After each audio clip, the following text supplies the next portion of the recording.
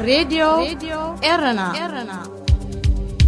راديو إرنا كاب كتما باريس محلالف بإرتورن غازت إنياتا زدالو نتا راديو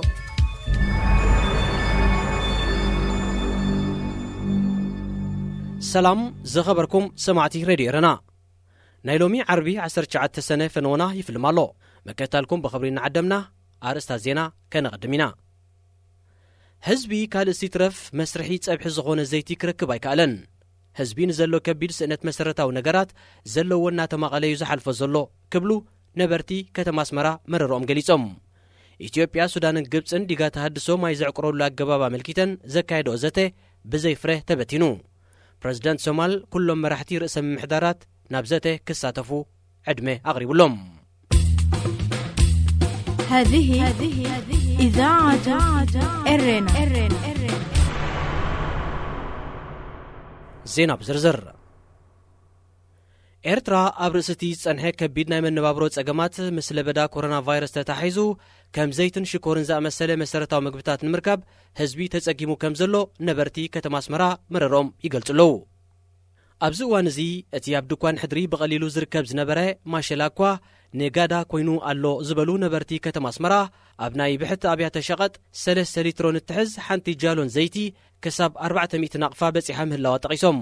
እዚ እውን እንተ ተረኺቡ ምዃኑ መሊኦም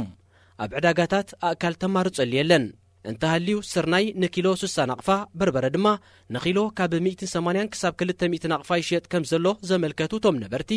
ማሸላን ስርናይን ተተረኺቡን መጥሓኒኡ ካብ ምምሕዳር ፍቓድ ሙጻእ ጀሚርካ ክሳብ እንዳጣሓኒ ዘሎ ገልታዕታዕ ኣኺሉ ከም ዝተርፎም እዮም ዘረዱ ኣብዚ እዋን እዚ ህዝቢ ከቢድ መነባብሮ የሕልፍ ከም ዘሎ ብምልካት እተን ዘለዋኻ ምስ ጎረባብትኻ ናይ ቀረባ ኣዝማድካን ቤተሰብን ተመቒልካ ይዝሕለፍ ዘሎ ክብልውን ንዘሎ ህልው ኩነታት ኣረድዮም ነበርቲ ናይተን ካብ ኣስመራ ወፃእ ዝርከባ ካልኦት ከተማታት እውን ዘሕልፎ ዘለው ናብራ ካብ ናይ ኣስመራ እንተዘይብኢሱ ዝሓይሽ ከም ዘይኮነ ዝተፈላለዩ ኣብነታት ዘርዚሮም መንግስቲ ብጉልባብ መኸተ ለበዳ ኮሮና ቫይረስ ወርሓዊ ደሞ ሰራሕተኛታት መንግስቲ ብግዴታ ምቁራጹ ነቲ ዘሎ ጸገም ዘጋድድ ምዃኑ ዝቀልሕ ዘሎ እቲ መንግስቲ ምስ ለበዳ ኮሮና ቫይረስ ተታሒዙ ተዓጺዩ ጸንሐ ንኣሽቱ ሸቐጣ ሸቐጥ ንምፍዃሱ ጀሚሩ እኳ እንተሎ ድሕሪ ለበዳ ኮሮና ቫይረስ ብዛዕባ ዝህሉ ቁጠባዊ ሕውየት ዝምልከት ዝኾነ መደባት ኣየውፀን ኣብዚ ናይ ለበዳ ኮሮና ቫይረስ እዋን መንግስቲ ንመጠን ናይ ወፃእ ሸርፊ ከም ዝተቆጻጸሮ ዝጋዋሕ ፕሮፓጋንዳታት እኳ እንተሎ ሸርፊ ብመጠን ህልው ዕዳጋ ክረአ እንከሎ መነባብሮ ህዝቢ ማዕረክ እንደይ ከቢድ ምዃኑ ንምግማቱ ኣየጸግምን ኣብ ናይ ህግደፍ ትካል ሸርፍን ሓዋላን ሂምቦል ዝካየድ ዘሎ ልውውጥ $1 ክሳብ 15 ናቕፋ ይሽረፍ ብመንጽር እዚ ኣብ ኤርትራ ን1 ኪሎ ዘይተጣሕነ ስርናይ $4 ይሽየጥ ኣሎ ማለት እዩ ዘይቲ ድማ ንሓንቲ ጃሎን ኣስታት $26 ይሽየጥ ሚኒስተራት ሃብቲ ማይን ሕርሻን ኢትዮጵያ ሱዳንን ግብጽን ኣብ ጉዳይቲ ኢትዮጵያ ተሃንጾ ዘላ ዲጋ ተሃድሶን ማይ ዘዕቅረሉ ኣገባባትን ብዝምልከት ካብ 15 ክሳብ 17 ሰነ ዘካየድ ወዘተ ብዘይፍረ ከም ዝተበተነ ማዕከና ዜና ግብጽ ሓቢረን እቲ ዘተ ብዘይፍረ ዝተበተነሉ ምኽንያት ብሰንኪ ኢትዮጵያ ሒዛቶ ዘላ ነቓጽ መርገጽ ምዃኑ ንሚኒስተር ሃብቲ ማይን ሕርሻን ግብጺ መሐመድ ዓብደልዓጢብ ምጥቃስ ኢጅፕት ቱደይ ገሊጻ ኢትዮጵያ ብርትዓዊ ኣጠቓቕማ ናይል ምስ ግብጽን ሱዳንን ኣብ ስምዕ ክትበጽሕ እንተዘይክኢላ ግብጺ ካልእ ኣማራጺ ክደሊ ምዃናውን እቲ ሚኒስተር ኣፍሊጡ ይኹን እምበር እቲ ካልእ ኣማራጺ ዝበሎ ኣይነጸረን ሚኒስተር ሃብቲ ማይን ሕርሻን ሱዳን ያሲር ዓባስ ብወገኑ ሰለስቲአን ሃገራት ኣብ ዘካየዶ ዘተ ን95 ሚእታዊት ቴክኒካዊ መዳያት ናይቲ ማይ ዝዕቆረሉ ኣገባብ ከም ዝተሰማምዑሉ እዩ ዝጠቅስ ኢትዮጵያ ቅድሚ ወርሕ ካብ ዘተ ድሕሪ ምስሓባ ሰለስቲአን ሃገራት ብመንገዲ ቪድዮ ኮንፈረንስ ናብ ርክብ ክምለሳ ንፈለማ እዋን እዩ ኢትዮጵያ ነቲ ካብ 2011 ናትሒዛ ታንጾ ዘላ ዲጋ ኣብ ዝመጽእ ኣዋርሕ ማይ ከተዕቁረሉ ከም እትጅምር ኣፍሊጣላ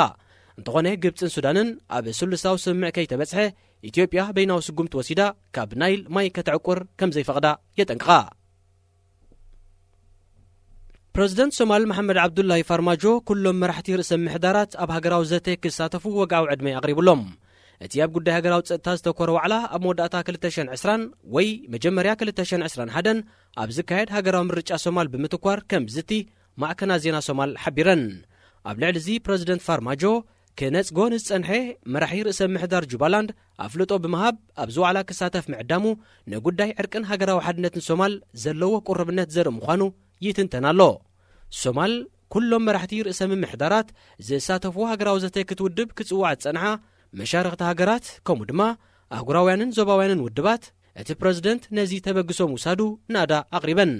እቲ ዋዕላ ዝካየደሉ ዕለትን መልሲ ናይቶም ዕድመ ዝቐረበሎም መራሕቲ ርእሰ ምምሕዳራትን ዛጊት ኣይተሓበረን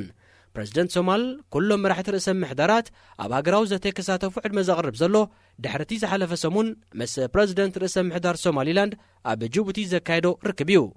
ሶማል ድሕሪ ውድቀት እቲ ን22 ዓመታት ብምልኪ ዝመርሐ ፕረዚደንት ሲያድ ባሬ ኣብ 1991 ናብ ሓያሎ ዞባታትን ርእሰ ምምሕዳራትን ተበታቲና ዳግም ከም ሃገር ክትጥርነፍ ኣይከኣለትን ኣብዚ ዝሓለፈ 29 ዓመታት ርጉእን ጸጥታ ከውሕስን ዝኽእል ማእከላይ መንግስቲ ብዘይምህላዋ ድማ ከመል ሸባብ ዝኣመሰሉ ሽበራውያን ጉጅለታት ንኸስፋሕፍሑ ርሒብ ዕድል እዩ ፈጢሩ ሬድዮ ኤረና ሬድዮ ኤረና ካብ ከተማ ፓሪስ ዝመሓላለፍ ብኤርትራውያን ጋዜጠኛታት ዝዳሎ ነፃ ሬድዮ እዩ